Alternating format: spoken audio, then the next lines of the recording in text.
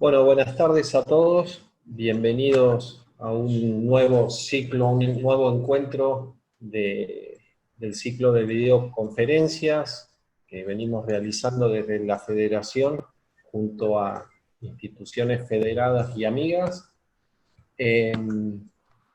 Hoy vamos a hacer la memoria de la Chita. Van a estar a cargo de la charla Ana, una amiga ya nuestra, y Hernán Tantucci, los dos arquitectos. En otras oportunidades yo les he comentado que la federación está compuesta por 17 instituciones y hemos decidido esta vuelta invitar a aquellas que no participan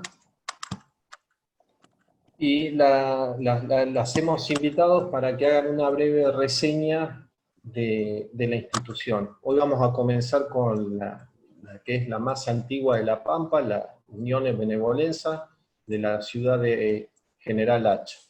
La que va a estar a cargo de comentarles un poquito cómo es esa institución es la señora Clide Quialba, que es la tesorera de nuestra federación. Hola Clide, ¿podés habilitar el micrófono? Hola, buenas tardes a todos. ¿Me escuchan ahí, Juan Pablo? Perfecto, Clide. Perfecto. Bien, buenas tardes, sí, buenas tardes a todos. Bueno, Juan Pablo me ha invitado para hacer un breve comentario acerca de la Asociación Italiana de General Hacha, Unione Benevolenza, porque justamente en este mes de agosto estamos celebrando los 130 años, para los cuales habíamos comenzado a trabajar, pero todos sabemos, por la situación sanitaria que estamos viviendo, esto ha sido imposible. Pero les voy a contar brevemente. General Hacha fue fundada el 12 de agosto de 1882. Inmediatamente comenzaron a llegar los primeros grupos de inmigrantes para realizar los trabajos atraídos por las políticas de aquel momento que tenían que ver con, primeramente, políticas inmigratorias, pero la gran obra pública, como fue la extensión de las vías ferroviarias, por ejemplo, para llevar los llamados productos del país desde nuestra Pampa, en aquel momento Pampa Central, al puerto. Así fueron llegando los primeros grupos de inmigrantes, entre los cuales llegó mi abuelo Filippo, quien de la región del Piamonte. Y vieron la necesidad de tener una institución que los uniera, bien propio del espíritu italiano, ¿no? Lo comunitario. Y a los 8 años de creada la ciudad y de haber estado recién organizándose los grupos recién llegados, fundaron la Asociación Italiana Unione Benevolenza. Él figura así en los estatutos de creación el 17 de agosto de 1890. O sea, el próximo lunes estaríamos cumpliendo 130 años y, como lo dijo Juan Pablo, de las instituciones más viejas de La Pampa. Inmediatamente, además de trabajar los italianos para poder cumplir con sus proyectos de vida, proyectos familiares, comenzaron la construcción de nuestra institución, la cual conservamos y mantenemos como no solamente un homenaje a nuestros abuelos, sino también por la historia que representa General Hacha, La Pampa, pero también aquel momento histórico de nuestro país. Las actividades que nosotros habíamos comenzado a pensar y programar para celebrar estos 130 años ha sido imposible, pero les voy a comentar algunas de las actividades siempre relacionadas con la cultura que hemos hecho en los últimos años. Por ejemplo, entre el 2006 y 2009 habíamos invitado a descendientes de italianos a escribir historias, ya sea de los familiares o, por qué no, alguien que había conocido a un constructor italiano o en otras profesiones, o al boticario, como fue uno de los primeros, podríamos decir, profesionales, y aparece así, llamado como el boticario del pueblo, en los libros que están guardados en la institución. Y esa recopilación de historias nos dio la posibilidad de editar un libro, Historias de Inmigrantes Italianos, que fue publicado en el 2010. Mucha gente después nos fue acercando historias y completando, y esta recopilación nueva queríamos editarla en este año con motivo de los 130 o el 130 aniversario, y vuelvo a repetir, ha sido imposible, quedará para una próxima. Por otro lado, siempre hemos tratado, y lo hemos logrado en muchos aspectos, de que estas historias de inmigrantes y por qué esa institución, que a veces está adornada con la bandera y los colores italianos, además de tener en el cementerio local un panteón que fue también construido por nuestros abuelos para tener en aquel momento que estaba todo por hacerse. Estoy hablando de fines 1890, se imaginan ustedes, al 1900, cuánta distancia. Y entonces, por ejemplo, trabajando con los colegios, con los secundarios, por ejemplo, fueron concursos de fotografía de los frentes de casas que han quedado de los primeros constructores italianos que llegaron a la ciudad para la construcción, por ejemplo, del Banco Nación, la casa para el médico, todo como iban tratando de ordenar para las necesidades de la población, de las familias, las escuelas, bien. Y con los más pequeños, hay algunas escuelas, no todas, las escuelas primarias, acercar a la institución y a algún miembro de la comisión poderles comentar historias de los inmigrantes, o a veces los chicos preguntan porque, bueno, en los medios se escuchan inmigrantes, aunque es toda una historia, un contexto sociopolítico e histórico totalmente diferente al cual nosotros tratamos de enaltecer, de recuperar y también difundir a través de nuestras instituciones. No sé si hay alguna pregunta, si no, Juan Pablo y Damián, muchas gracias por el tiempo. Gracias, querida. A ustedes. Bueno, muchas gracias, Tride, por haber presentado a la Unión de Benevolencia, la decana de la Federación, la más antigua. Sí, perdón, sí, es real esto que comenta Damián.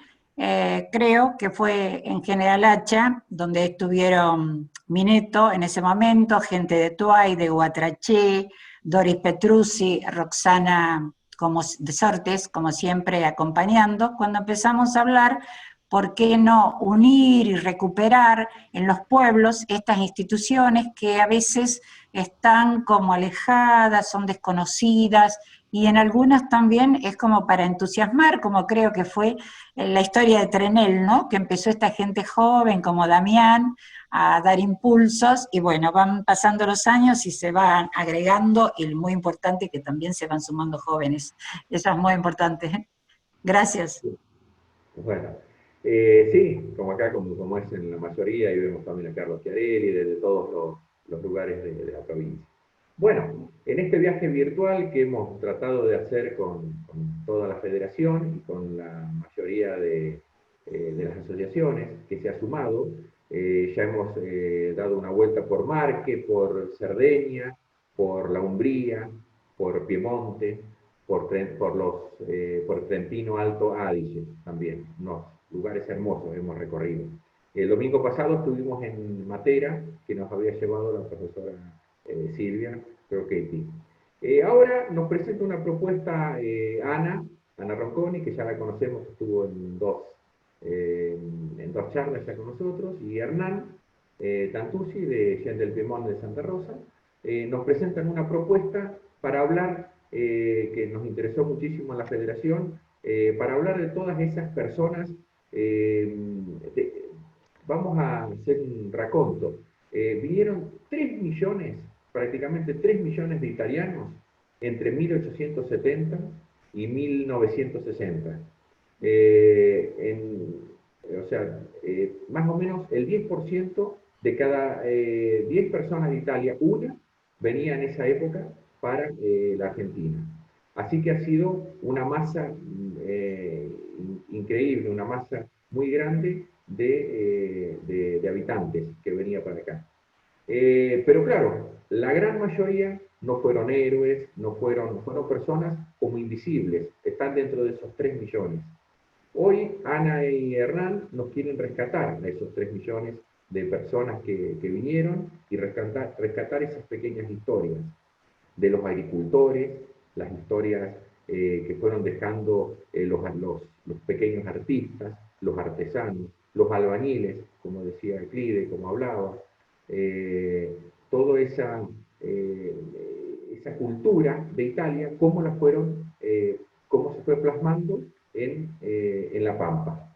Así que bueno, empezamos con esa charla que nos van a brindar ahora Ana y Hernán. Adelante. Bueno, buenas tardes. Y es lindo ver cara que he visto ya en otras charlas. Bueno, sí, como le decía Damián, decidimos hablar de alguien que raramente está en los libros de historia, tanto en Argentina como en Italia, porque todo el mundo de la agricultura, del campesinado italiano y toda la vida rural que llevaban adelante esa persona se ha olvidado. Entonces, queremos rescatar esa memoria, porque, bueno, empiezo ya con las imágenes, si me permiten, así no la aburro con mi cara. Ahí está. Y decidí empezar con esta frase. Questa è la storia della mia storia, che non fa storia perché non sono nessuno. Yo no soy nadie. El Casisa es un señor de Trapani que decidió escribir su historia viviendo en el puerto de Trapani y simplemente escribió su historia. Y fue un éxito porque es como todo un mundo que nadie conocía y que de repente uno dice, wow, bueno, esa era la vida de mi abuelo y yo no lo sabía. Y propio por eso decidimos contar la historia de la Italia rural, porque bueno, muchas veces cuando hablamos de Italia no pensamos enseguida a este tipo de mundo. Se nos ocurre pensar en el Coliseo, en la Catedral de Santa Maria del Fiore di Firenze, pensamos en los grandes monumentos y en la cultura que es verdad, que ha hecho grande Italia, Europa, pero bueno, ¿qué ha sido de la gente que en el silencio ha trabajado toda su vida y que representa muchísimo de nuestra experiencia humana? Yo soy hija de campesino y de una que, bueno, habla de sí misma como ciudadana, pero en realidad era de un pueblo. Entonces quisimos rescatar todo eso. Así proprio por empezar a hablar con la definición de rural. Rural quiere decir relativo a la campiña, al campo. Y sin ir mucho atrás, no lo quiero aburrir con la clase de historia o de arquitectura y tampoco voy a usar un lenguaje técnico. Si pensamos en la Italia del Renacimiento, de la Edad Media, podemos idealmente dividir el país en como 3 áreas. Las ciudades, pensamos en Roma, en Florencia, en Siena, en esas grandes ciudades, centros de la cultura. Después teníamos los pueblos. Esto, por ejemplo, es el caso de Monteriggioni, en Toscana, un claro ejemplo de ciudad fortificada, que aún hoy se conserva así perfectamente y es uno de los pocos casos en el mundo. y que alrededor de un castillo, de una fortaleza o de la casa de un señor, de un conde o de un marqués, se construía y se desarrollaba la vida urbana de ese pequeño centro. Y después había los alrededores, el campo, la gente que vivía de los frutos de la tierra con su casita, y así ha sido y sigue siendo en Italia. Y en fin, los pueblos de la costa. Los pueblos de la costa que tenían toda otra estructura con respecto a la ciudad, y también a los pueblos del campo. Tenían otras tradiciones, otra cultura, otra costumbre, vivían completamente con lo que el mar le podía dar. Generalmente había poca comunicación entre un universo y el otro. Entonces la gente del campo, capaz que viviendo a 30 kilómetros del mar, nunca lo conoció. Así que lo que le queremos contar es cómo vivían nuestros abuelos en el campo, en el pueblo, qué era de su vida afuera de las ciudades, y cómo todos esos factores así de esa macroárea han determinado el desarrollo de esa vida. Elegí algunas imágenes para darle una idea de lo importante que es el entorno al momento de caracterizar un territorio y entonces una vivienda, una casa y un tipo de trabajo. Italia tiene un paisaje muy variado, por lo que han tenido la posibilidad de viajar, saben que de Lombardía, del Trentino hasta llegar a Sicilia pasamos por muchísimos paisajes diferentes. Tenemos las colinas, que es colina muy empinada, montaña, la llanura, como por ejemplo la pianura padana, caracterizada por un clima muy húmedo, con mucha niebla. Tenemos las montañas dedicadas sobre todo a lo que era el ganado de oveja, sobre todo, y en las montañas también de vaca y de cabras. La zona de río, como por ejemplo es donde me encuentro ahora, en Ferrara, que era toda zona de pantanos. Entonces, toda esa pequeña diferencia han determinado las formas de las casas y también de las costumbres de cada zona. Pero bueno, todo tiene su origen en una pequeña cosa que puede parecer inútil o estúpida, pero que ha determinado fuertemente la forma de nuestras casas actuales. Bueno, este es un pajar, y del pajar podemos decir que es el padre de la cabaña, es el arquetipo de la cabaña, el modelo original, y que más alto, menos alto, dependiendo de la zona, ha hecho sí que estas formas ayudaran muchísimo al hombre en el campo. Todo esto, lamentablemente, lo hemos perdido en realidad. Menos, por ejemplo, este tipo de cabaña de piedra que podemos aún encontrar, por ejemplo, en Abruzzo, en la montaña de Abruzzo, se han perdido proprio por ser de un material poco durable como la paja. Pero bueno, en este caso han sobrevivido algunas que vemos desparramadas en la montaña. Y inicialmente, ¿qué eran estas cabañas? Eran un lugar de descanso para los pastores o para los agricultores. Y ojo, no estamos hablando de la Edad Media o del 1400, estamos hablando ya del 1800, 1900. Hay repertos fotográficos de las condiciones en las que vivían nuestros abuelos en el campo. Había también una convivencia entre casas ya más estructuradas y este tipo de cabaña.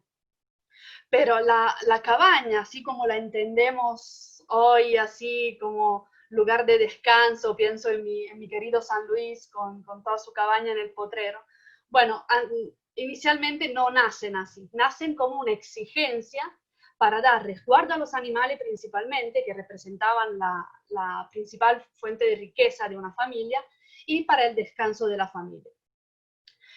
Esto, por ejemplo, en Toscana. Esta foto fue sacada a principios del 900, entonces no estamos muy lejos en el tiempo.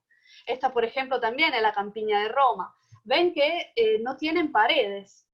La entera estructura está constituida por paja. Generalmente en el interior se ponía un palo de madera y la altura de ese palo determinaba la altura de la cúpula del techo, y ahí la gente vivía y desarrollaba su vida trabajando en el campo. De a poco, estas construcciones de paja se empiezan a transformar.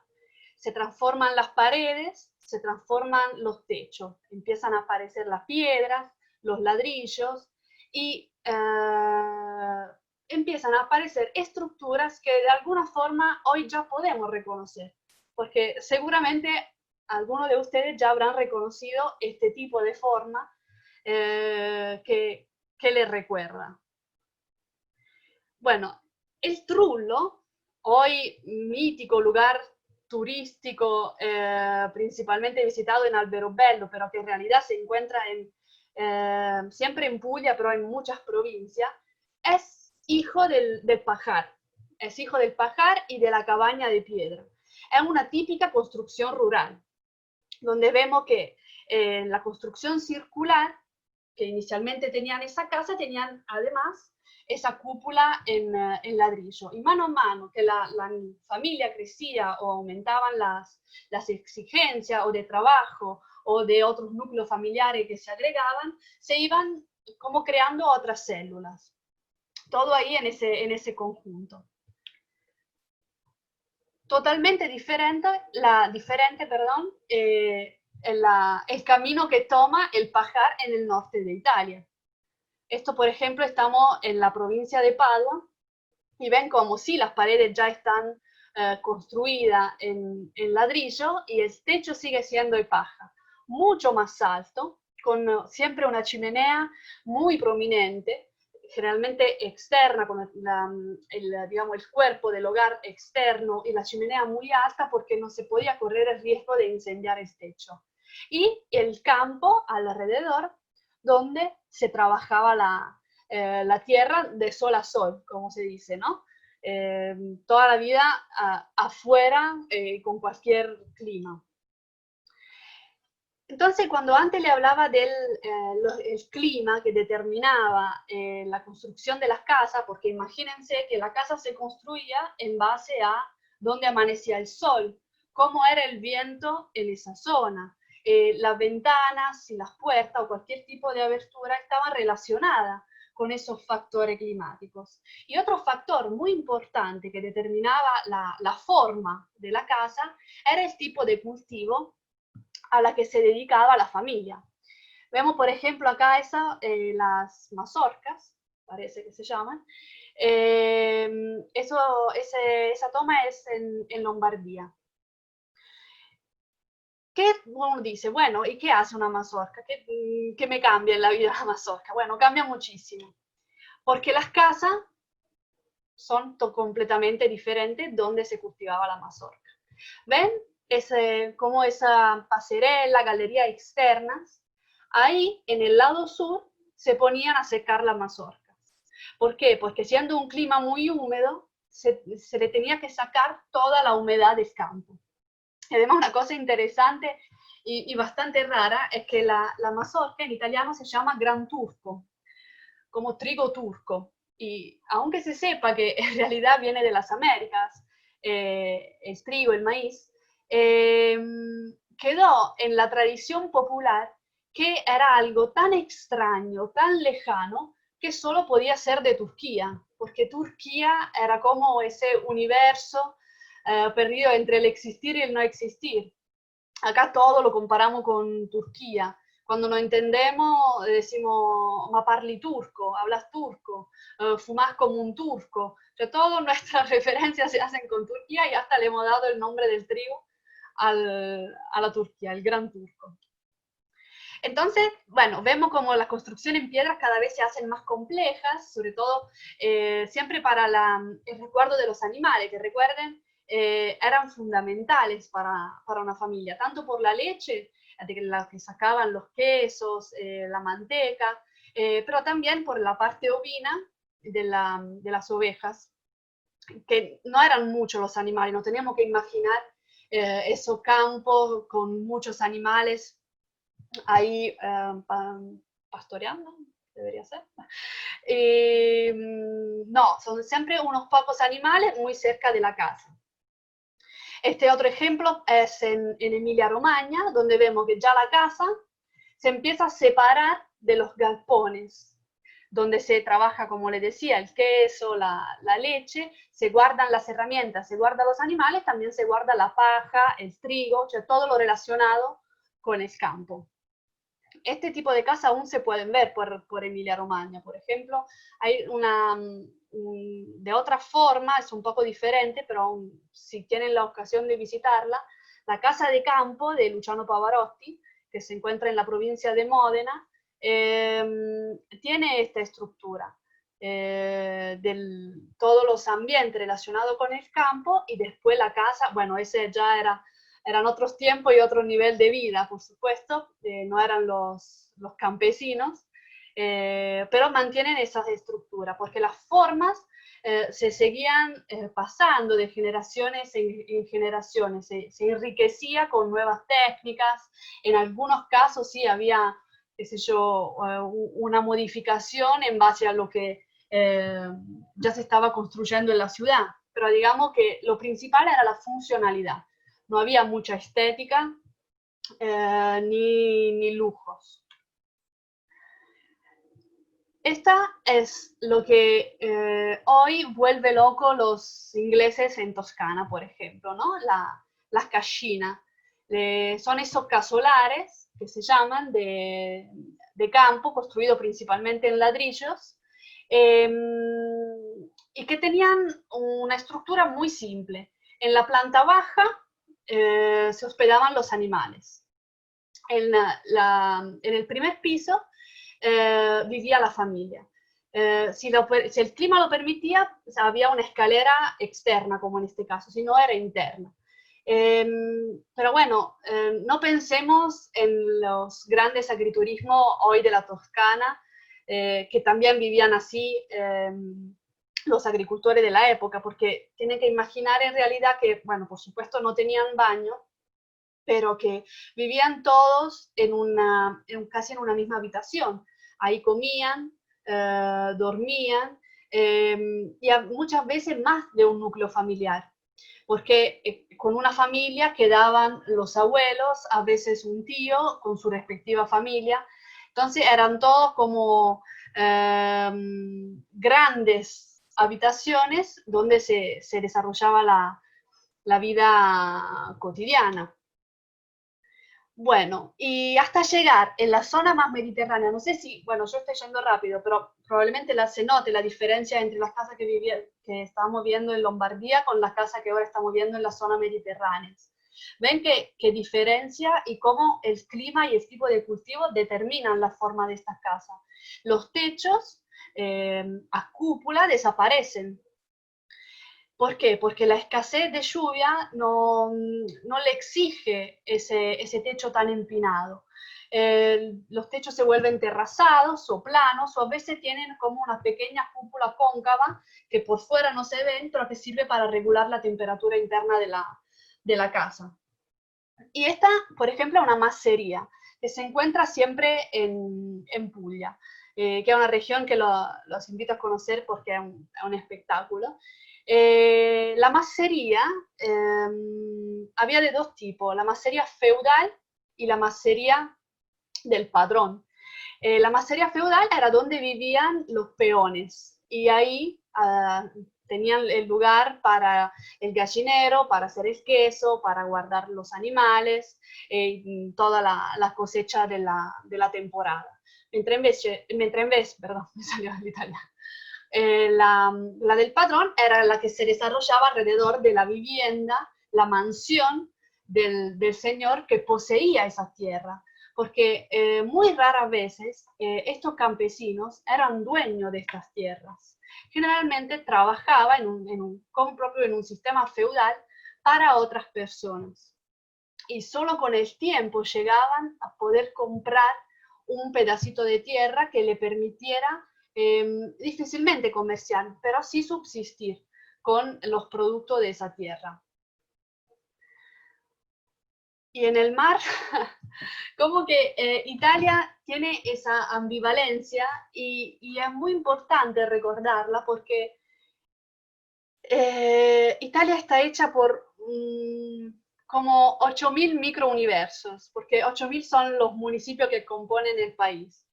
Y entonces hablar y hacer como un enfoque general también es difícil, porque cada pueblo tenía sus tradiciones. Pero bueno, una característica de los pueblos de la costa eran, por ejemplo, que las casas estaban todas muy cerquita, pegadas la una y la otra. ¿Por qué? Porque el entramado urbano lo determinaba el viento, cómo corría el viento, cómo corrían las corrientes. Y entonces esa estructura que puede parecer espontánea con esas callejuelas, en realidad son el fruto de la experiencia de una persona que nunca probablemente pudo ir al colegio, pero que sabía más de la vida que muchos de nosotros hoy con licenciaturas varias. Bueno, este es un pescador en la isla de Capri, ¿no? Muy fachero. Y bueno, hoy todos conocemos las casitas coloreadas de los pueblos costeros de Italia. Esto en el específico es Burano, que no sé si han tenido la ocasión, es una de las islas que componen el archipiélago de Venecia. Pero también así son las Cinque Terre, que hoy son un destino turístico espectacular, pero que en su momento representaban la exigencia de un pescador. ¿Por qué esas casitas eran coloreadas? Porque el pescador, cuando volvía de la pesca, necesitaba ubicar fácilmente su casa. Ubicando su casa, podía reconocer la costa. Eso hablamos principalmente de la zona donde hay muchas nieblas, entonces puede ser peligrosa la navegación, sobre todo la noche, porque imaginen, los pescadores salen a la noche a pescar y vuelven a la madrugada para poder vender el pescado fresco en el mercado local.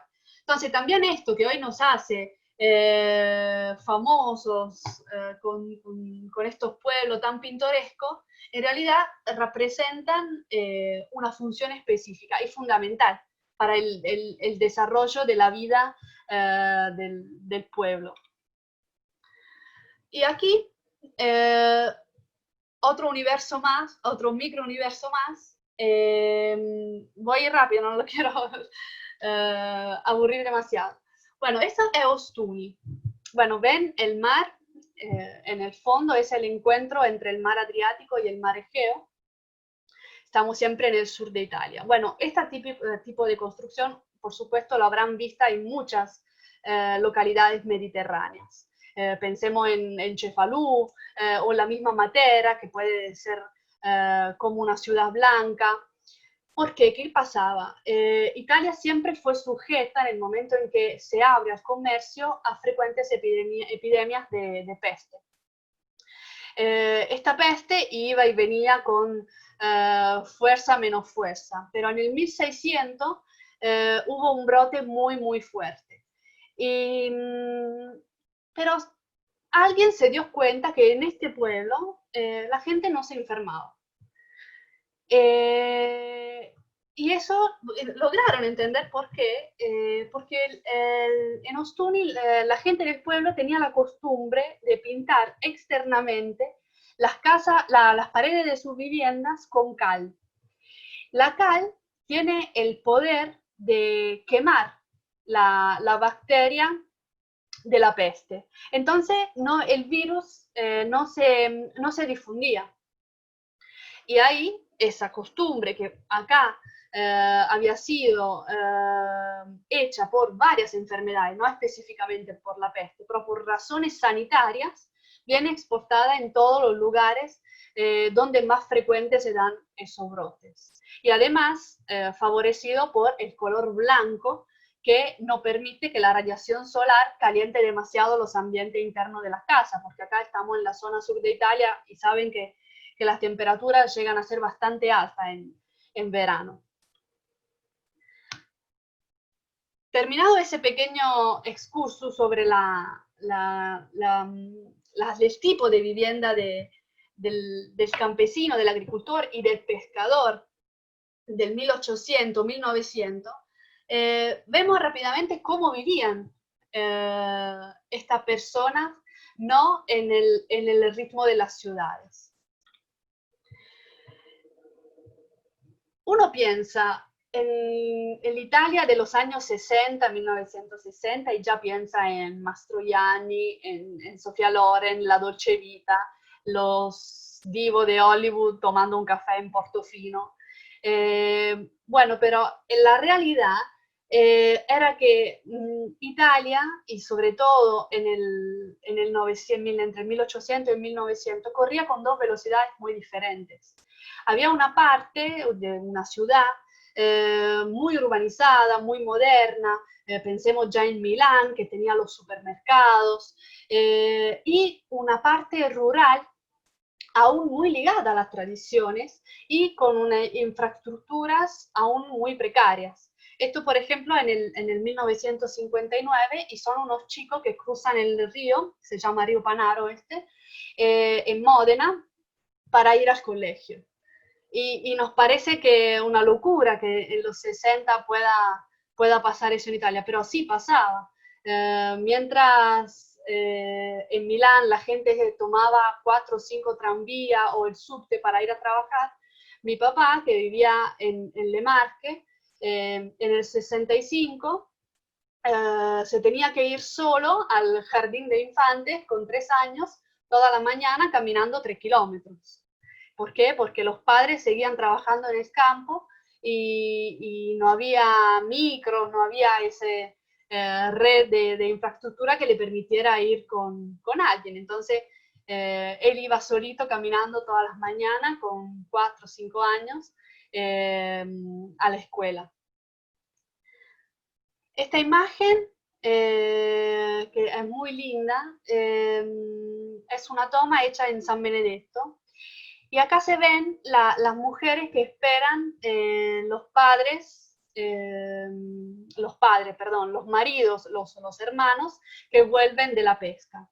Ven las casas que se ven atrás. Esta, por ejemplo, la de la izquierda, ya representa un caso interesante en la costa adriática. ¿Por qué? Porque la gente de Roma o la gente de Milán ya había empezado a hacer su segunda casa en la costa.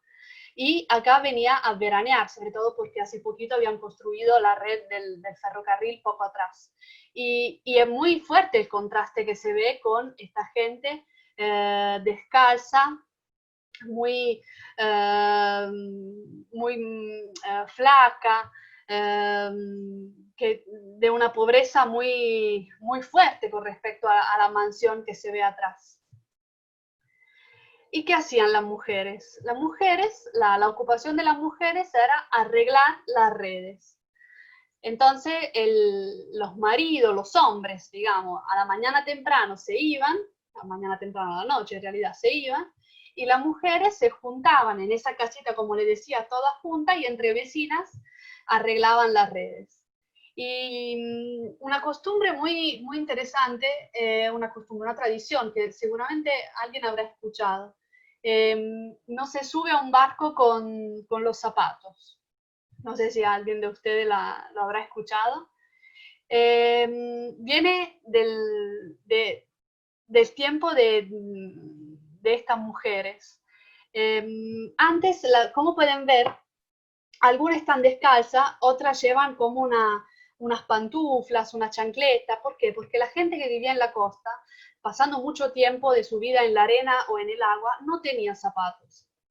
Entonces, la tradición era, en realidad, que no se podía subir a un barco con los zapatos del domingo. porque eran el único par de zapatos que en realidad tenía la gente. ¿Eso por qué? Porque ya el barco representa el Caronte que nos lleva al más allá. El vestirse con los hábitos, con la vestimenta del domingo, representa el día en que nos morimos, porque nos ponen los vestidos de la fiesta para el ataúd. Entonces, subirse de fiesta a un barco que ya representa Caronte era de muy mal augurio. Entonces, era prohibido por todos subir al barco con los zapatos. Y aún hoy ha quedado ese dicho, esa tradición. Yo que vivo en un pueblo costero, no, te miran muy mal si te subías a un barco con los zapatos. Hay que quitárselos. Bueno, estas imágenes también son muy, muy conocidas, se ven en las provincias de Nápoles, con las mujeres arreglando y haciendo comunidad, ¿no? Que es lo más lindo, una de las cosas más lindas de Italia. Y también cuando estaban en el comercio, tenemos que imaginar que conducían igualmente una vida muy, muy simple, eso es Cerdeña, y vemos que lugares angustos, chiquitos, vivían, y ahí vivían y trabajaban, por supuesto. Las mondinas, con la cosecha del arroz, con el agua hasta la rodilla por temporadas enteras, con graves problemas de artritis después, y una vida complicada y de mucho sacrificio. Pero también había la parte de las fiestas. En el campo se utilizaba muchísimo hacer fiestas relacionadas con la cosecha de la temporada. Es decir, por ejemplo, esta en específico es una foto para la fiesta de la uva. Estamos alrededor de 1910, si no me equivoco, más o menos. Entonces, había fiestas, sobre todo en el verano, por cada cosecha específica de la zona. Entonces, había la fiesta de la fruta, la fiesta del vino, en la costa, la fiesta de los mejillones, por ejemplo, de los caracoles. Cada zona tenía su fiesta. Y ahí era como el evento mundano y el evento social de todos los jóvenes, que ahí se reunían y bailaban y venían de todos los pueblos y se conocían. Eran un poco como tradiciones que por suerte hoy en los pueblos se mantienen. Se siguen haciendo esta fiesta y se come mucho, por supuesto, en Italia pensamos siempre en comer, comemos mucho. Pero sin embargo, la vida seguía siendo muy, muy complicada. Una vida de muchísimo sacrificio. ¿Por qué? Porque el campesino, si bien tenía las técnicas, la sabiduría y la experiencia para llevar adelante el campo, no disponía de recursos, no tenía tecnología adecuada para poder aprovechar al máximo estas tierras. Por supuesto, pudiendo mantener una calidad de vida bastante alta. Entonces era de verdad una vida de mucho sacrificio. ¿Y qué pasa? Llega un momento en que esta vida de sacrificios ya no es soportable, porque hay otro camino. Y es el camino que empieza en el 1800 con la posibilidad de la emigración. En Italia, desde Italia han emigrado más o menos 30 millones de personas en 130 años, muchos de los cuales han parado en Estados Unidos y como decía Damián, en Argentina. Qué difícil, ¿no? Debe haber sido ese paso, a tomar esa decisión.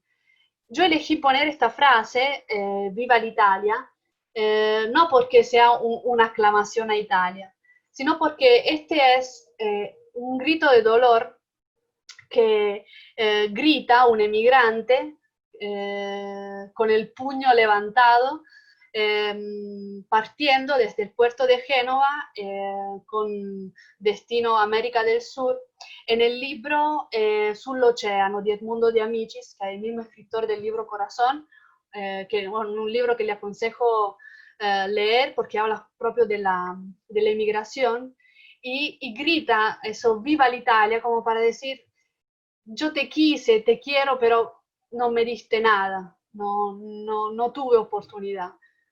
Y de hecho eso pasó, porque sobre todo después de la unificación de Italia, al mundo rural italiano se le exige una modernización muy rápida. Y la gente en el campo no disponía de esos recursos. Imaginamos que mucha gente aún seguía trabajando para un padrón y otros tenían la posibilidad de un pequeño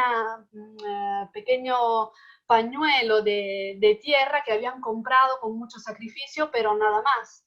Y entonces la posibilidad de emigrar en una tierra como Argentina, donde se le prometía terrenos infinitos y la posibilidad de enriquecerse, bueno, fue tomada sin pensarlo mucho, sobre todo en un principio por los lígures y los piemonteses. Los piemonteses porque fueron los primeros que sufrieron de esa reforma agrícola de los Saboya y que decidieron partir. Pero contrariamente a lo que se piensa, en un principio no fueron los más pobres a emigrar.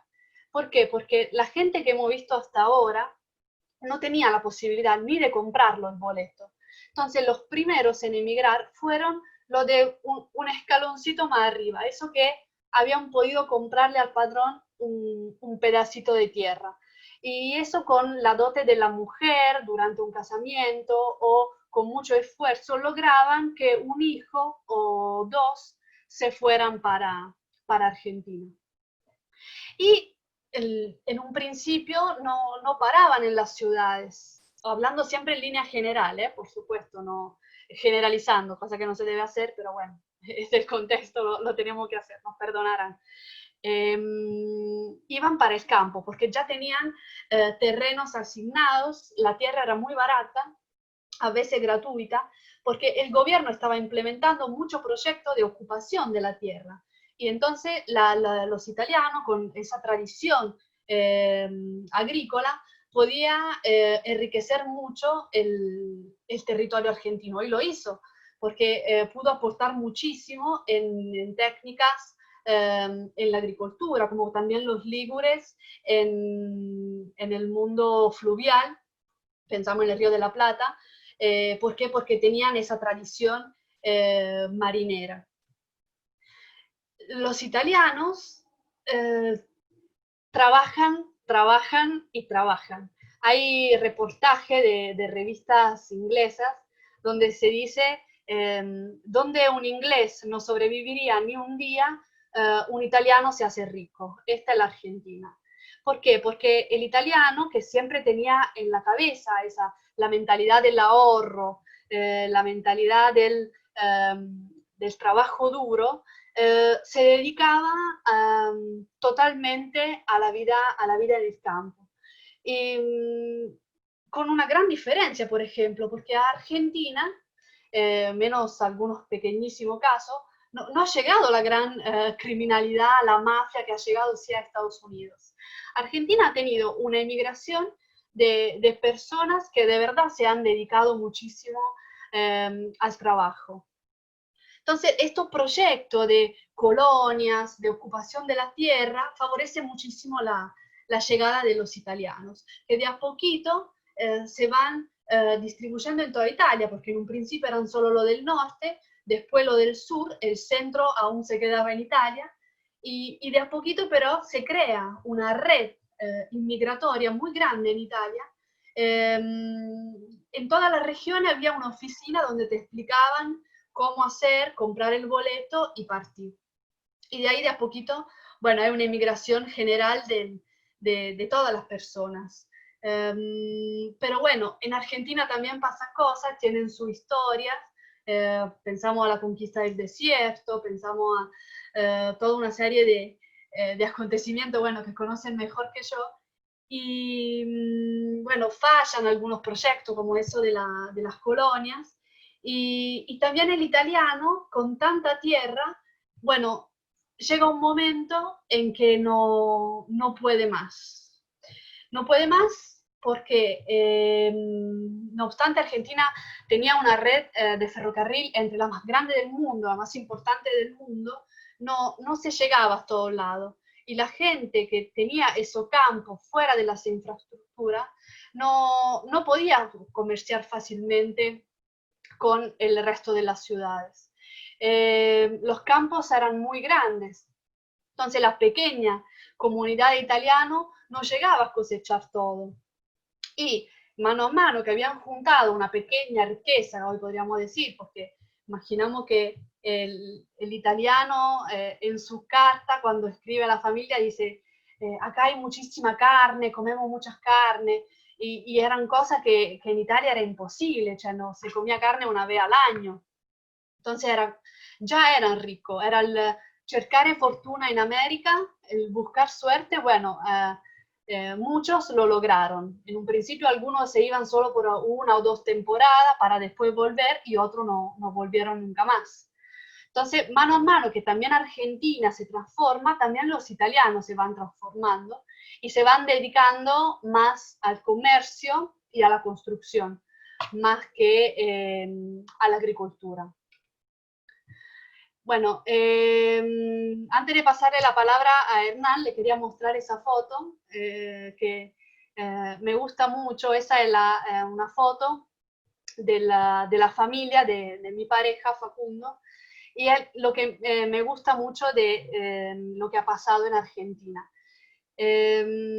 Argentina ha representado un segundo hogar para los italianos. Aunque haya habido 2 momentos en los respectivos países donde no se querían. Hubo un momento en que el gobierno argentino se dio cuenta que había demasiados italianos, habían llegado demasiados italianos. En un momento la población de Buenos Aires era alrededor del 30%, y no podía ser, porque no eran descendientes italianos, eran italianos de habla italiana, con la costumbre italiana, eran italianos. Y entonces intentó favorecer la inmigración de los otros países europeos que pensaban podían aportar algo más aristocrático, por así decir, al país. Entonces se favoreció la inmigración francesa, alemana, la polaca. Y en Italia también, alrededor de los años 30, hubo un momento en que se hablaba mal de Argentina. No se hablaba propiamente mal de Argentina, sino del italiano que había emigrado a Argentina. ¿Por qué? Porque se decía que el italiano en Argentina se integraba demasiado fácilmente y corría el riesgo de perder su italianidad. Entonces, estamos hablando estamos en plena época ya de Mussolini, en época fascista, se favorecía la inmigración hacia países africanos, como por ejemplo el Egipto, donde las diferencias culturales y idiomáticas eran tan diferentes, tan opuestas, que el italiano sí o sí tenía que mantener su costumbre. Y se intentó de sacar en los sueños de los italianos la Argentina, porque aquí la gente se integraba. Y entonces pasaba eso como pasó en esta foto. Es decir, personas del Piemonte que se casan con gente de Austria, lombardos con sicilianos y criollos y polacos, cosa que en Italia no podían pasar. Era muy difícil que un piemontese encontrara un calabrés en la vida, ya era difícil. Entonces, ese nuevo mundo que creó Argentina, para mí es una gran riqueza, y hay que mantenerla y recordarla siempre. Bueno, ahora le paso la palabra a Hernán, así les cuento un poquito del legado de los italianos en Argentina. Adelante. Hola, Perdón si los aburrí. Buenas tardes. Bueno, gracias Ana y gracias a todas las integrantes de la federación y a todos los que nos están siguiendo. A ver, vamos a Compartir, no sé si se alcanza a ver, ¿Sí? ¿sí?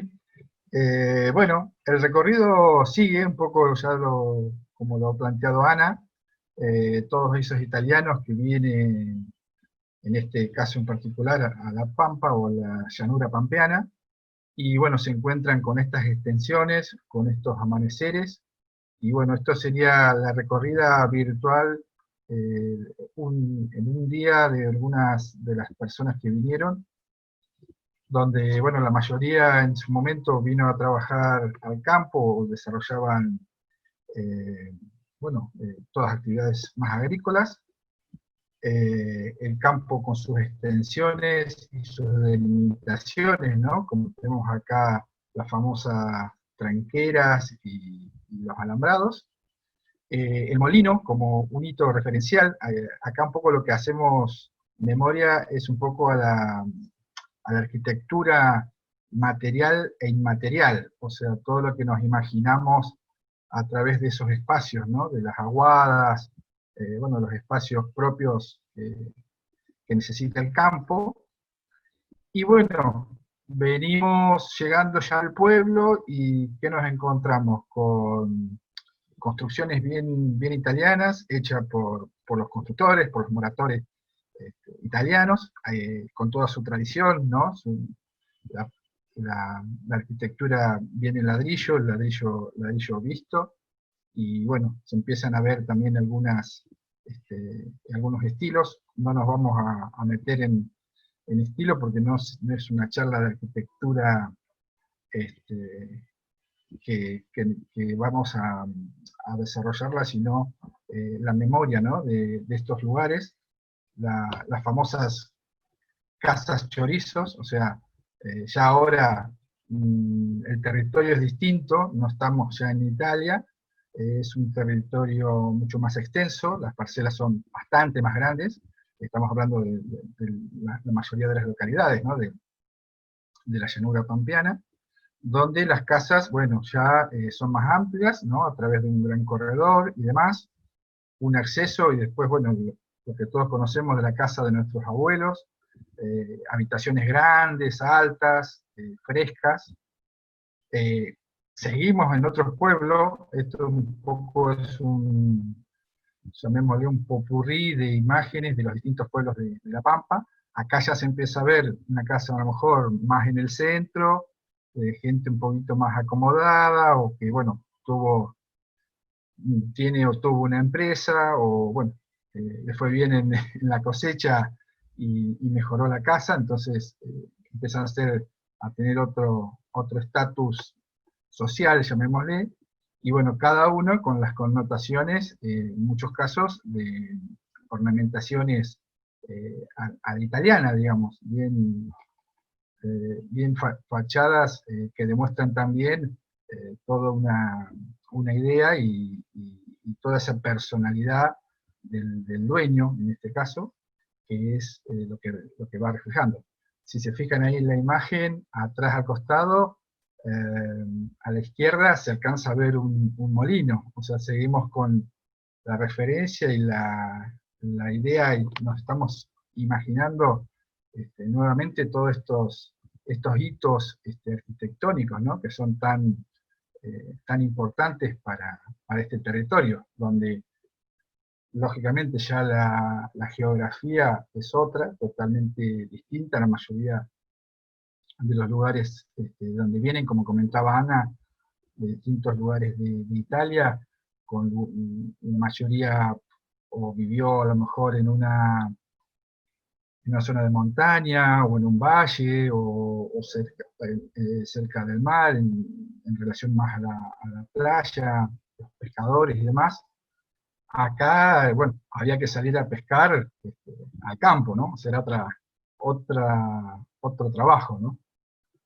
Y bueno, después empezamos a recorrer los pueblos y lo que vemos también como ya hitos importantes o referenciados de algunos de nuestros abuelos, por ejemplo, el concepto de la esquina, porque ya estamos en Argentina, es una trama mucho más ordenada, planificada, a través del ferrocarril. Y bueno, hitos importantes, como pueden ser en las esquinas, normalmente eran institucionales, en este caso es un ex banco en Trenel, que ahora es un cine y teatro, pero bueno, de vuelta, ¿no? La importancia de esa impronta, el estilo bien italianizante, y la importancia de esos espacios de encuentro, donde la sociedad normalmente bueno, interactúa, ¿no? Entre bueno, los mismos espacios, el espacio público y el espacio privado. Siempre denotamos en la mayoría de los pueblos de nuestra localidad, de toda la llanura pampeana, ¿no? Esos hitos también que son las ochavas, ¿no? En las esquinas de estos edificios tan característicos, que nos hacen acordar, nos vuelven a la memoria la época de nuestros abuelos o nuestros padres, bueno, dependiendo un poco de las vivencias de cada uno, más cuando uno, bueno, vivió es de pueblo y vivió en varios pueblos, se le viene siempre a la memoria esa imagen, ¿verdad? Y bueno, y llegamos a algo muy nuestro, pero bueno, pero también de todos, al interior, a un almacén de ramos generales. En este caso estamos en Victorica, la Casa Falabella, bueno, recientemente declarado de patrimonio. Estos espacios, digamos, de interrelación, donde uno podía comprar todo tipo de cosas, suelta, o sea, no era tanto como ahora todo tan empaquetado, sino que era lo suelto, en cantidad, en litros. La idea de estos espacios también muy grandes, muy importante.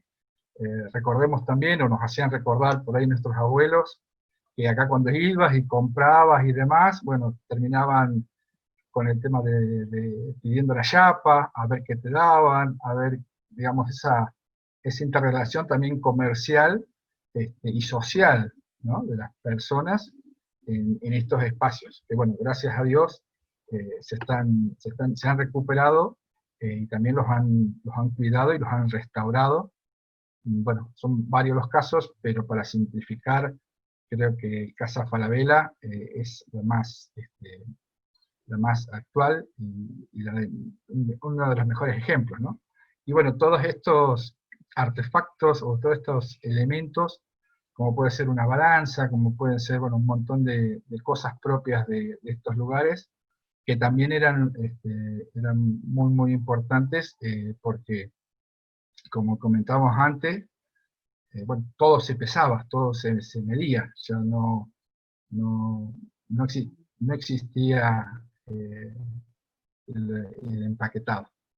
Y había una interrelación también con el cantinero, bueno, con el dueño del local, ¿no? Que eran los famosos, bueno, las famosas casas de ramos generales.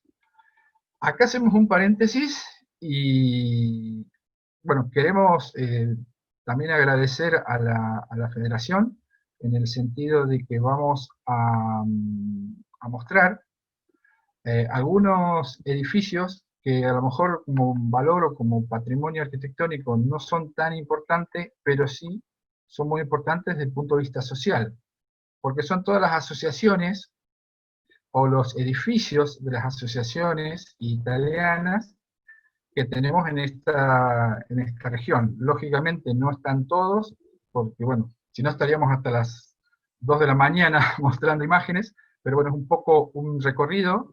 Ahora estamos en General Hacha, un recorrido por este imaginario que nos planteábamos de todos estos lugares donde los inmigrantes desarrollaban toda la cuestión cultural y social propia de esa época, ¿no? Recordemos que estas asociaciones o sociedades, mejor dicho, de socorro mutuo, eran muy importantes para toda esa comunidad, porque, bueno, más allá de que sean los lugares donde se reunían, espacios, eran los lugares que te ayudaban a salir adelante. Si vos tenías un problema, puede ser una institución que tener distintas actividades, y digamos, de esa manera, si vos tenías un problema, no sé, en aquel momento tenías un problema de salud, te tenías que ir a Buenos Aires, bueno, vos sabías que el hospital italiano te podía recibir a partir de la posibilidad de que tenías alguna de estas asociaciones que te planteaban la posibilidad de poder viajar. Normalmente nos vamos un poco a esa época, ¿no? La parte más complicada era siempre, bueno, instalarse en la localidad y después tener algún problema de salud y desarrollar una actividad que ya puede ser más de allí del pueblo. Bueno, ponemos también algunas imágenes de asociaciones de Buenos Aires, porque también son muy importantes y muy referenciales, sobre todo volvemos a lo mismo, ¿no? Esa impronta de esos edificios con una arquitectura bien italianizante. Acá estamos en la asociación Pellegrini. Esos espacios también que hacen que la gente se reúna tanto afuera como adentro, ¿no? El espacio público, conformando toda esa parte cultural, donde a lo mejor una fiesta o un determinado evento se podría hacer afuera, como nos pasó antes de la pandemia en Catiló, con una fiesta de la fiesta italiana, así, en Ciao Catiló, la primera fiesta de la federación allí, que bueno, se interactuó, y también estos espacios, ¿no?, de encuentro ya internos, donde se desarrollan, bueno, distintos eventos, como puede ser un aniversario, un casamiento. Acordémonos de eso también. Acá, este es un día también muy importante, porque es la inauguración del Cine Marconi en Santa Rosa. Imagínense lo que fue ese día, la posibilidad de ir al cine por primera vez en una institución es propia. Bueno, debe haber sido uno de los momentos más importantes para la sociedad italiana. Al lado ahí estamos viendo, lo reconocemos fácilmente, está el salón del club, así que bueno, todos tenemos pertenencias a estos lugares. Y esto también un poco de lo que comentaba Ana, que eran, bueno, cómo la sociedad también se mostraba a través de romerías italianas. Esta es una foto también muy antigua de acá, de esta zona, bueno, donde se ve, digamos, armar también el tema de la fotografía en ese momento, ¿no? Es, bueno, cómo demostrar esa posibilidad, ¿no?, de estar en sociedad. Ahí la mayoría serían de las instituciones, la mayoría de las personas serían propias de estas instituciones. Y después, bueno, un poco cerrando este recorrido un poco imaginario, como un espacio tan importante como fue la Casa de Gobierno en su momento, aquí en Santa Rosa, también ahí al lado del Club Italiano, bueno, fue una tendencia para la época y fue una de las edificaciones más importantes de ese momento, y lo quería traer a colación un poco para terminar con este desarrollo. Acá es una obra, ya se van dando cuenta de dónde es la Casa de Gobierno, pero esos espacios donde, por ejemplo, en este caso se hacía un asado en obra, bueno, la mayoría de todos estas instituciones, tengamos en cuenta que lo hicieron constructores de las mismas asociaciones, de forma tal que, bueno, y trabajando los fines de semana, de forma tal que muchos asados, o sea, muchos espacios como estos que estamos viendo ahí, allá se alcanza a ver al fondo el asado y acá el tablón para comerlo, muchos estos momentos se han vivido en estos espacios que después iban a formar parte de la sociedad de todos estos pueblos, ¿verdad? Porque era una forma también de encontrarse, primero haciéndolo al edificio, y después ya disfrutándolo desde las comisiones sucesivas. Ahí se alcanza a ver también estos encuentros fortuitos de toda la gente que podía ir a esta obra.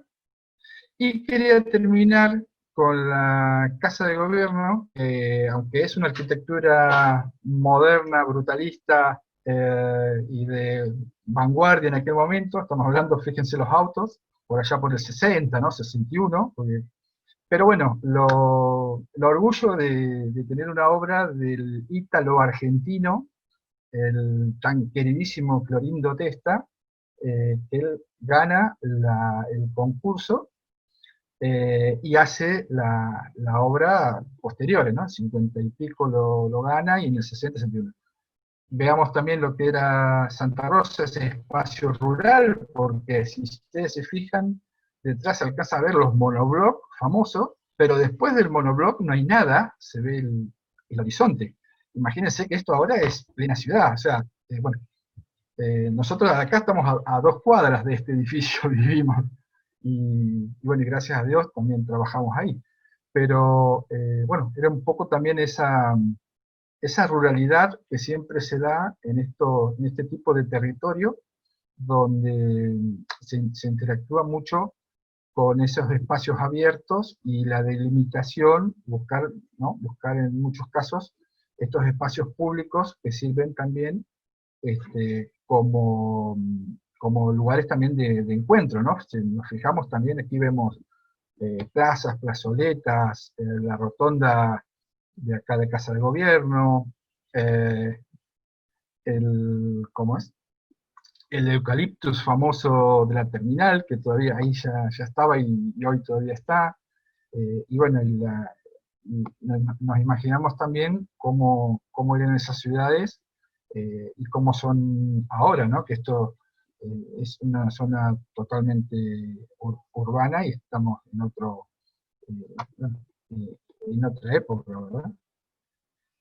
Y bueno, para terminar con el Cadén y el horizonte, que ya lo veíamos un poco en la diapositiva anterior, ese horizonte infinito de la Pampa, y bueno, y la posibilidad de que nuestro árbol sea también partícipe de todo este territorio, y que esperemos que lo cuidemos, y bueno, parece que va a salir, o se comentó también en estos días, que hay una posibilidad de una ley que proteja definitivamente y hacer también un parque nacional con el árbol típico nuestro. Así que bueno, esto es un poco toda la exposición. Simplemente decirles esto, que queremos que estar todos juntos y poder vernos a la vuelta después de esta tormenta. Nosotros podemos perdonar a todos, pero el virus no nos perdona. Así que, bueno, cuidémonos. Muchas gracias. Bueno, si me permiten, entonces, vuelvo a hacer como un pequeño cierre, rapidísimo, no se vayan.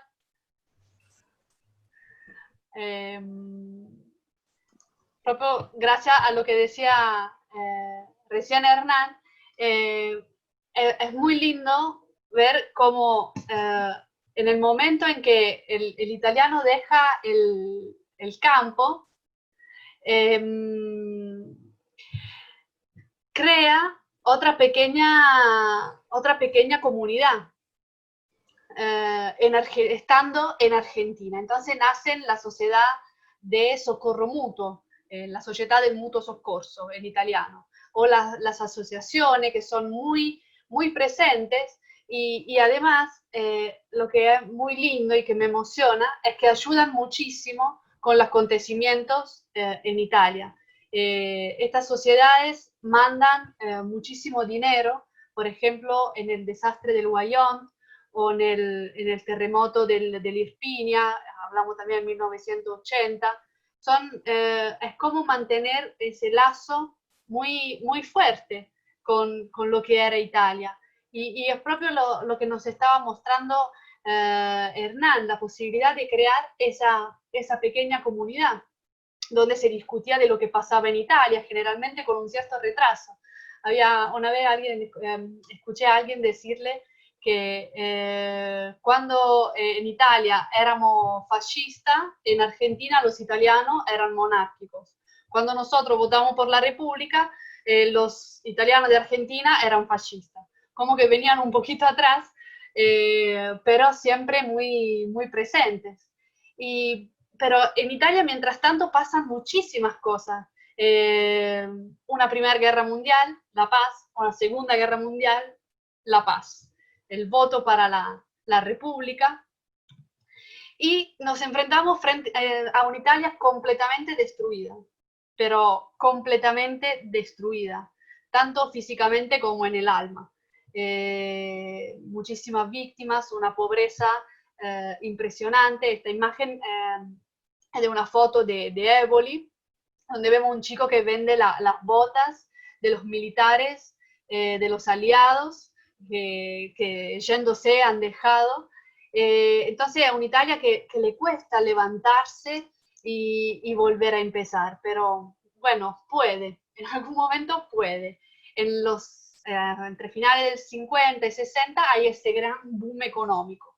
Entonces la ciudad disponen de miles de supermercados, se construyen autopistas, pero bueno, hay siempre esa ambivalencia, como esos dos mundos que conviven y en algunos casos chocan, como esa imagen en Cerdeña, donde una señora con la vestimenta típica de sus tradiciones rurales trabaja en una estación de servicio.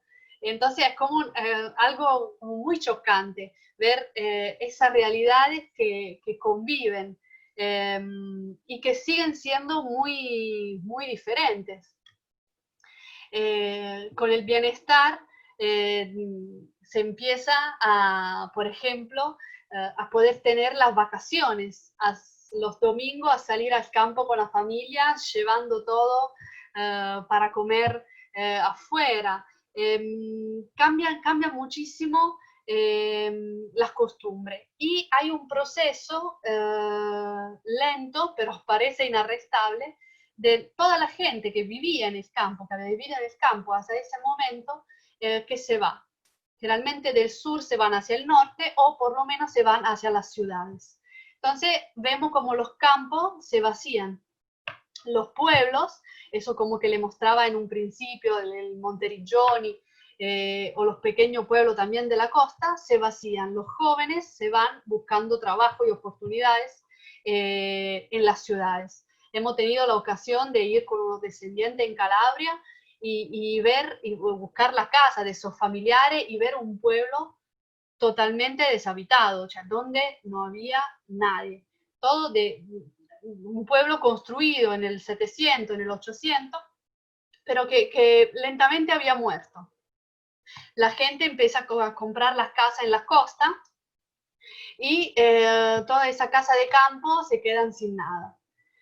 ¿Y qué pasa? El cine, la bella vita, la dolce vita, se empieza a dar cuenta que tenemos unas riquezas muy particulares y que el resto del mundo no pueden envidiar esa riqueza. Entonces se desarrollan las localidades turísticas como destino no solo del viajero italiano, sino del viajero de todo el mundo. Esta, por ejemplo, es Capri, pero pensamos a Portofino, alle Cinque Terre, a la Costa Amalfitana, a Venecia, todas esas localidades que hoy son muy pintorescas y transitadas por muchísima gente, pero que en su momento fueron también semi-abandonadas.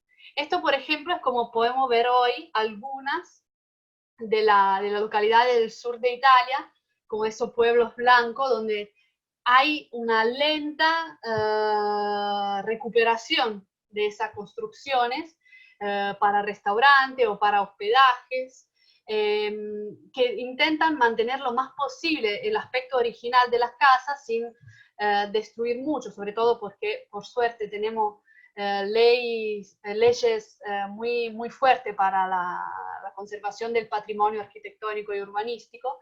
Y entonces hay como un pequeño renacimiento de todas esas realidades.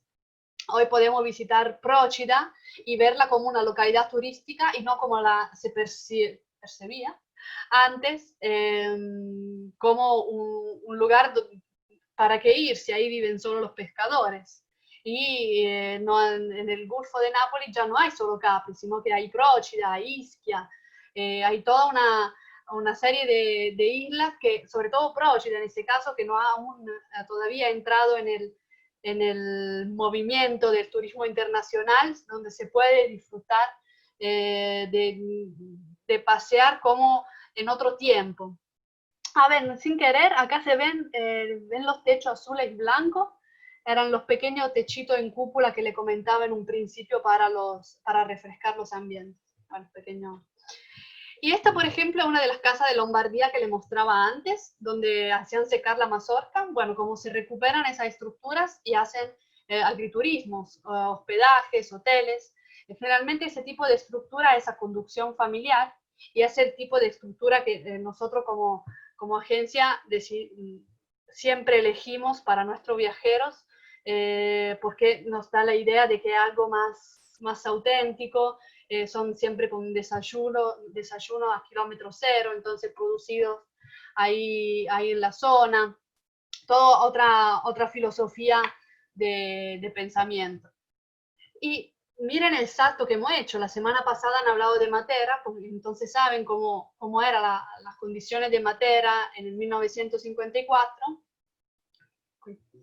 la gente cómo vivía en esas casas grutas.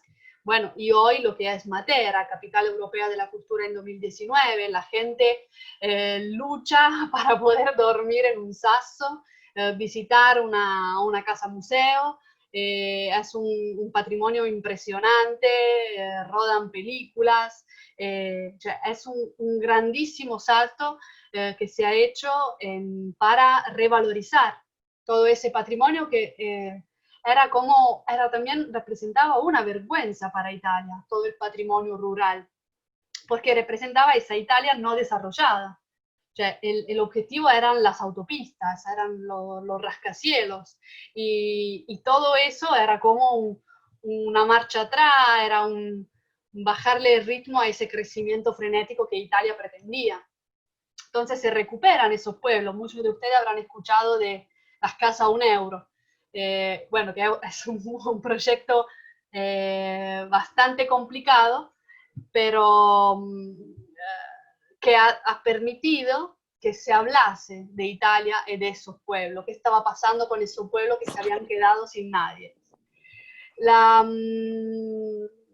Esto, por ejemplo, es uno de los pueblos en mi zona que han sido totalmente recuperados y ya ahora es carísimo comprar una casita ahí. O los mismos trullos que le mostraba antes en Alberobello, que ahora es carísimo poder hospedarse ahí, pero todos quieren hacer una pasadita y no eran nada más que las casas de unos campesinos. Las gallinas de la Toscana, de Le Marche, han sido recuperadas para hacer agriturismos a conducción familiar, o quedan en estas condiciones, completamente abandonadas, y aún muchas siguen a la venta y representan un grandísimo mercado para los holandeses, los belgas y los ingleses, que están comprando así a dos manos toda esa casa, que para ellos son muy baratas, y pueden arreglar y hacer mansiones. Vernazza, le Cinque Terre, ven cómo se ha ido transformando Italia con sus panoramas, y lo que representaba solamente una función, la casa coloreada para el pescador, o la cúpula para refrescar la casa, o las galerías para secar la mazorca, se han vuelto parte de todo un contexto muy bien armado, muy turístico. Y yo espero que si algún día abrirán de nuevo las fronteras, y si tienen la posibilidad de viajar a Italia, que ahora puedan mirar estas localidades con ojos diferentes, porque las capitales italianas son espectaculares, porque Roma no tiene iguales en el mundo para mí, es de una belleza que conmueve. Pero lo que nosotros como Delicia intentamos hacer es también enfocarnos en un tipo de turismo alternativo, un turismo lento. Ya hace años que nos dedicamos al turismo rural, para revalorizar estos lugares, dar la posibilidad al restaurante que invirtió y se la jugó para ir a un pequeño pueblo y abrir 4 mesitas, o a un hospedaje que tiene la huerta atrás y con la cosecha te hace el desayuno. Bueno, es lo que intentamos hacer como agencia turística, sobre todo porque nos parece que es el gran patrimonio de Italia.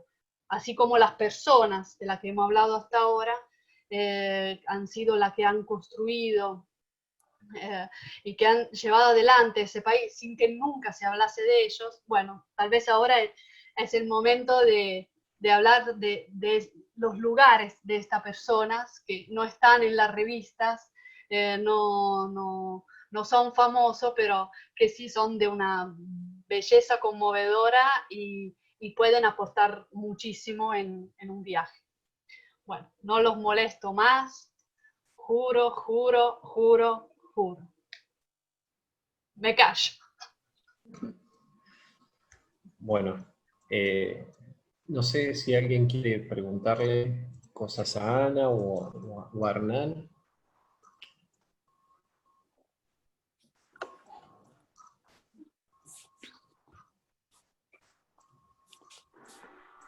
Moni, ¿cómo le podemos poner felicitaciones? Todo el mundo está poniendo felicitaciones. Doris. ¿Sí?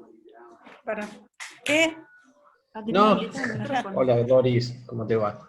Sí. No, que tenías justo el micrófono abierto y pensé que querías decir algo. No, saludar, porque me pareció muy lindo, cosas que uno las conoce, pero verlas así, explicadas de mejor manera, más profundo, la verdad que felicitaciones, me encantó, mucho, te llega muy hondo. Gracias. Sí, ha sido una charla más sentimental, ¿sí? Nosotros conocemos Italia con sus grandes obras, pero estas cuestiones simples que fueron las cosas cotidianas son las que nos llegan profundamente. Y Hernán Pantucci los otros días me dio la misión de sacar algunas fotos acá en mi pueblo, en Catriló, y caso particular acá, primero, bueno, la arquitectura se repite en todos lados y como que no hay un intento de recuperar y mantener esas cuestiones que hicieron parte de la historia. No solo las construcciones comunes de las casas, sino con las sociedades italianas. Acá en La Pampa hay muchas que se han perdido. Una es la de Catriló, que a fines de los 70 quedaban 3 o 4 italianos a cargo y lo entregaron como parte de pago, porque estaban haciendo el asfalto y en esa época lo pagaba cada frentista. Y la verdad que es una pena muy grande que se vayan entregando y perdiendo cosas que, más allá de que sí, arquitectónicamente son lindas, son parte de la historia del pueblo y se van perdiendo.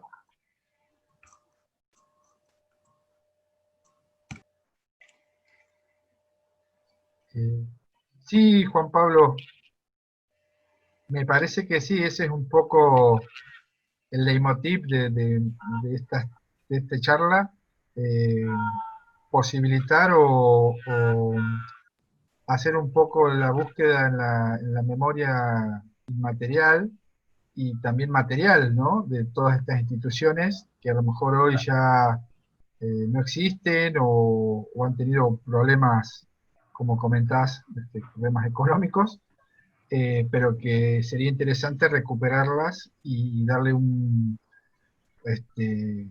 catapultarlas a nivel patrimonio cultural como instituciones, como lo que fueron y lo que pueden llegar a ser el día de mañana.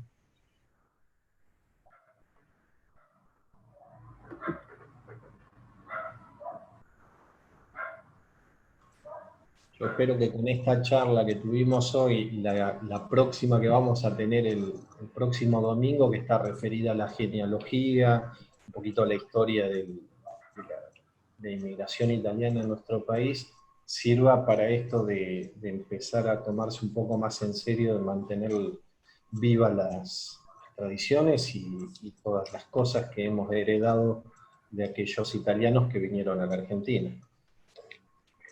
Un país más italianizado que el nuestro no hay en el mundo.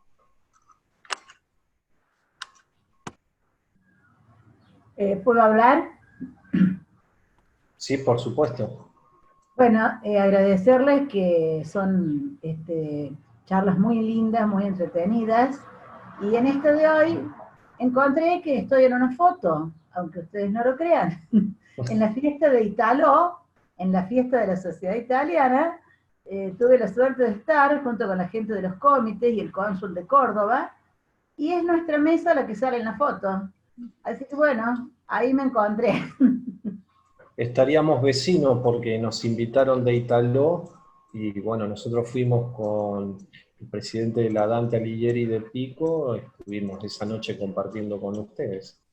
Y estuvimos juntos, entonces, mirá vos sabés que me alegró ver la foto, porque no conocía a Italo, pero muy lindo. No, nosotros tampoco, pero... Bueno, Italo es un caso muy particular. Ellos cumplieron 100 años el año pasado, y es una sociedad italiana que la mantienen casi de manera tradicional, como hicieron los primeros italianos acá.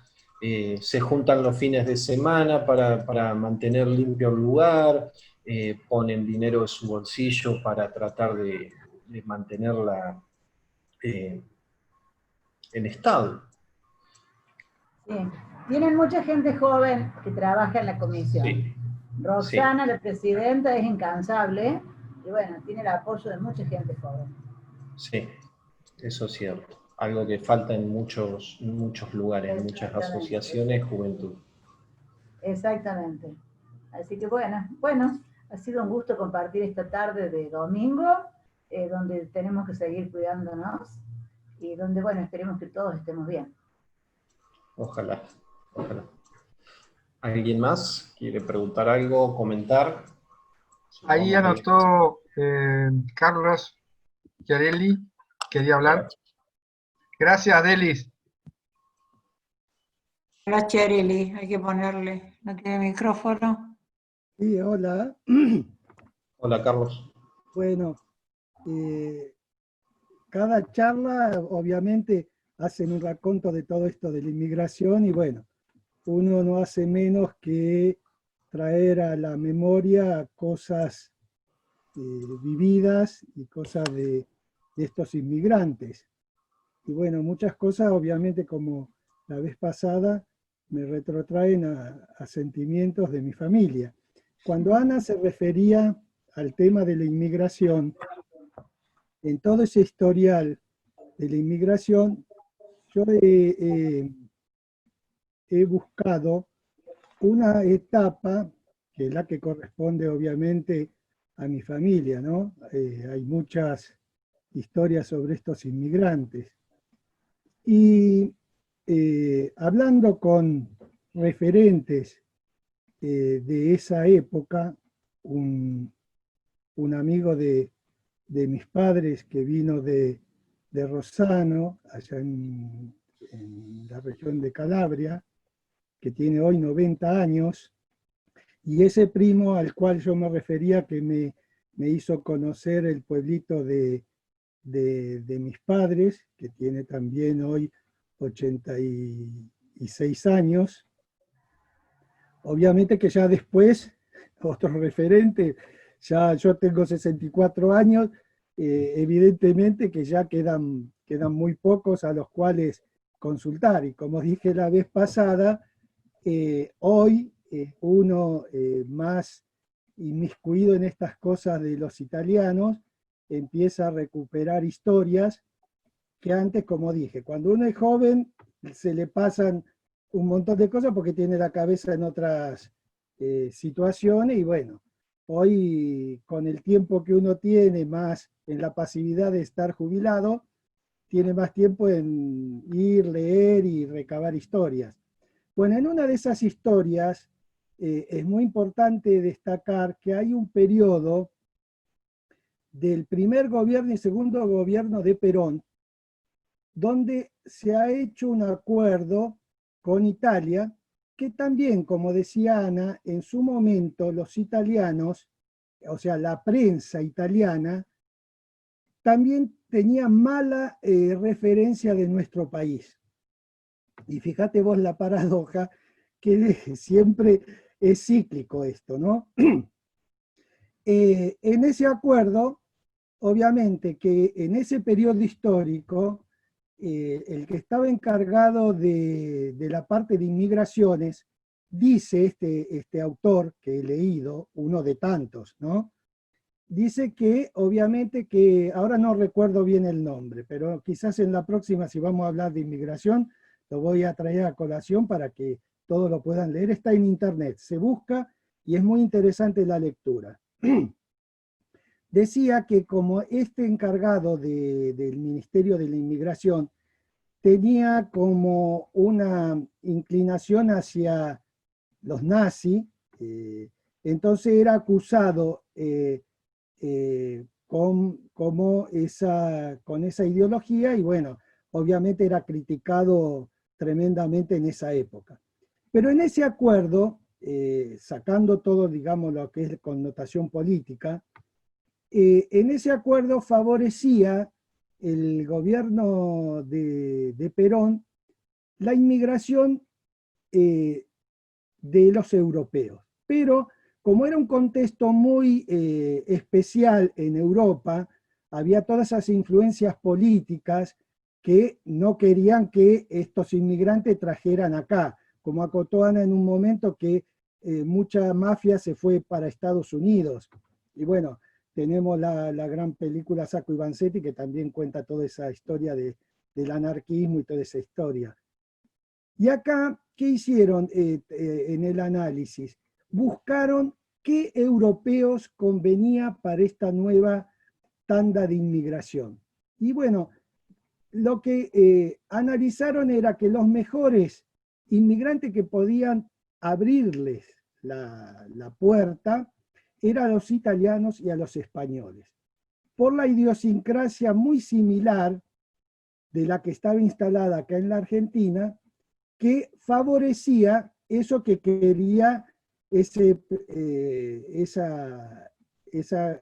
gobierno de Perón, que era esos italianos trabajadores, especialmente esos campesinos, para esa Argentina que empezaba a crecer, y esos españoles también. Aparte que tenían la religión católica, similar a la de acá, entonces todos esos factores favorecieron esto es lo que comentaba este autor.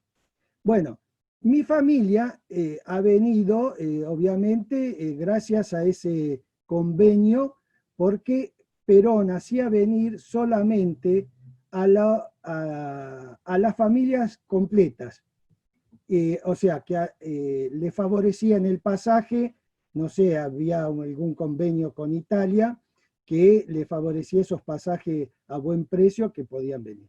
Por eso muchos italianos no han podido venir acá a la Argentina de esa época, como comentaba ahí Ana, en el primer periodo, que eran aquellos que tenían un poder adquisitivo que podían comprarse el pasaje en barco para venir a la Argentina. El resto, bueno, ese autor comentaba esa cosa. Bueno, mi familia fue una de esas beneficiadas porque vino primero mi abuelo, después mi padre, y gracias a esa política han podido traer a mi familia, que era mi hermano y mi madre y 4 hermanos, que pudieron, digamos, adquirir el pasaje dentro de ese convenio, que si no de otra forma hubiese sido imposible venir a la Argentina.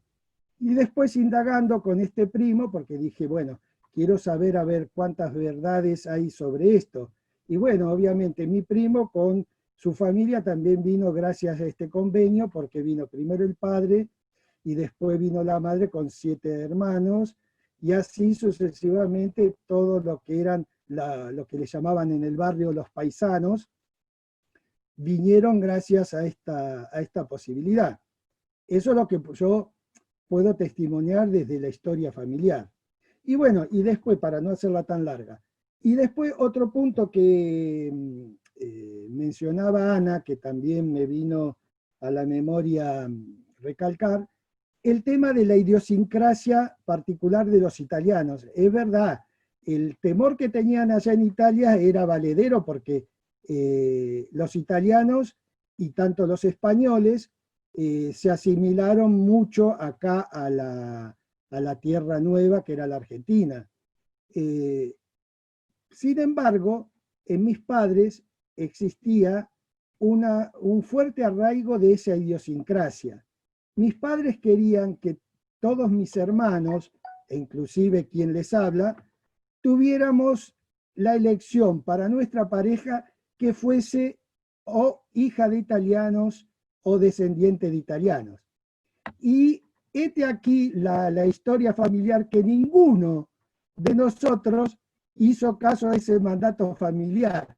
Y bueno, y cada vez que mis hermanos, recuerdo, presentaban con quienes iban a formar pareja, mi madre daba el voto negativo totalmente, o sea, había cuestiones de idiosincrasia. Y es verdad eso que dice, pero bueno, después con el tiempo se fue afianzando y obviamente esa asimilación del italiano tenían un mandato, una idiosincrasia que tenían un dejo de tipo, a ver, no me sale la palabra exacta, pero había como una especie bueno, no quiero aplicar la palabra xenófobo porque es muy fuerte, pero, o racista, pero yo notaba en mi madre y en mi padre que tenían una especie de así de línea en ese aspecto. Bueno, eso me traía Ana cuando hablaba del peligro que tenían en Italia de que los italianos se asimilaran fácilmente a la cultura de acá. Bueno, esas cositas que van saliendo de estas anécdotas que se cuentan. Y bueno, y otra de la que tengo presente, que también mencionó, del tema de los italianos que son ahorrativos, y bueno, eso favoreció también a que creciera la Argentina y que digamos, el tema de la casa propia era una cosa fundamental para los italianos. Yo recuerdo patente de que en la esquina de casa, allá donde vivíamos, vivía un señor que era, obviamente, como se dice, de la provincia. Y la cargaba a mi mamá, le decía, oh, ustedes los tanos, dice, comen pan y cebolla, por eso se hacen la casa. Como diciendo que, bueno, que hacían tanto sacrificio para hacerse la casa. Bueno, pero era una cosa que todos los italianos que yo conozco tienen esa energía de ahorrar y de progresar y de embellecer la casa y de ponerle valor agregado. Era una cosa totalmente que venía ya de marca de origen de los italianos. Y más estos italianos que vinieron de esa Italia pobre, de ese sur pobre, que obviamente vinieron en la Argentina y existían todas esas posibilidades que ellos nunca pensaron que podían llegar a tener estas posibilidades que le brindó este país. Bueno, Ana, era nada más para enriquecerte en este aspecto, ¿no? De estas cosas de estos inmigrantes. Y bueno, y otra de las cosas que yo le hacía notar a mi señora, cuando viajamos a Italia, le digo, fíjate, le digo, que los italianos no dejan ni un pedacito de tierra sin cultivar y sin poner una planta. Si no había una planta de higuera, había una planta de tomate o una planta de frutal y demás. Y otra de las cosas que mi padre siempre renegaba cuando sabía venir acá al interior, que le molestaba, dice, pero en vez de plantar, dice, un álamo, un sauce, ¿por qué no se plantan una planta frutal? Tienen la sombra y después tienen la fruta, como diciendo, como de aprovechar, digamos, todos estos recursos que le ofrecía esta tierra tan benéfica para el que tiene ganas de trabajar y de progresar. Bueno, ese era mi aporte, nada más. Muchas gracias, Carlos. Muchas gracias por tu aporte.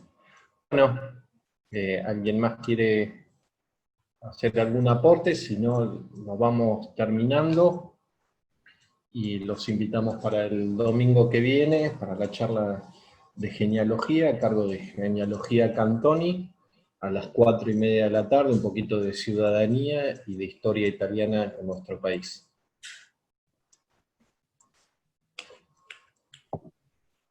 Ana, bueno, a ver si alguien va a hablar.